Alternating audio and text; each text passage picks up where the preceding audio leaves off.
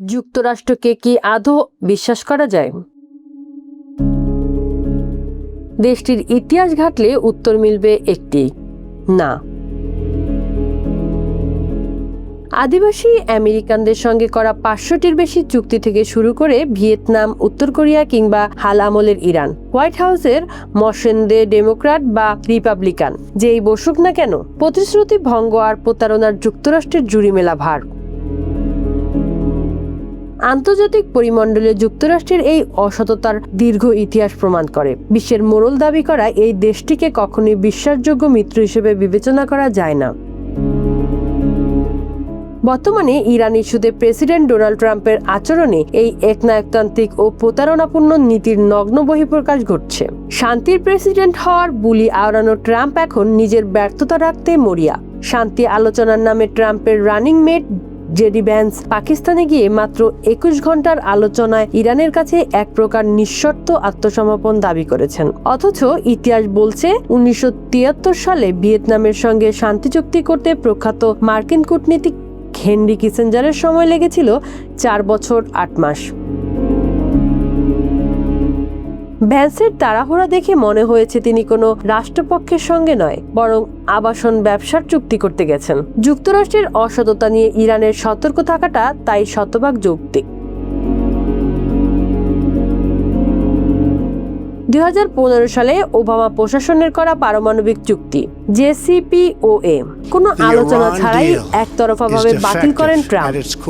আবার 2023 সালে বাইডেন ইরানের জব্দ করা কোটি কোটি ডলার ছাড় দেওয়ার প্রতিশ্রুতি দিলেও যুক্তরাষ্ট্র আজও সেই সম্পদ আটকে রেখেছে। আলোচনার মাঝপথেই যুক্তরাষ্ট্র ও ইসরায়েলের ইরানে অতর্কিত হামলা ও গুপ্ত হত্যা চালিয়েছে। ইতিহাসের পাতা উল্টালে যুক্তরাষ্ট্রের এই বিশ্বাসঘাতকতার অসংখ্য প্রমাণ মেলে।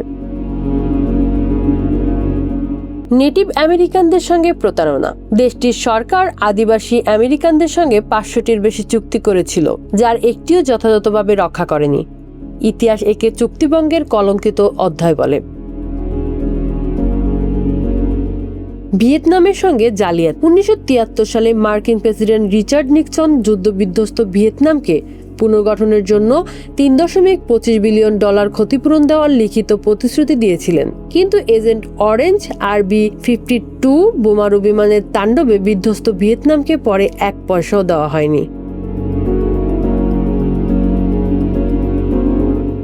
উত্তর কোরিয়ায় অবরোধ। কোরীয় যুদ্ধের পর যুদ্ধবিরতি চুক্তির 15 নম্বর অনুচ্ছেদ লঙ্ঘন করে উত্তর কোরিয়ার ওপর আজও অমানবিক ও নির্বিচ্ছিন্ন অবরোধ বহাল রেখেছে যুক্তরাষ্ট্র। শুধু নির্দিষ্ট কোনো দেশ নয়, যুক্তরাষ্ট্র আন্তর্জাতিক আইন ও বাধ্যবাধকতার প্রতিও চরম অবজ্ঞাশীল।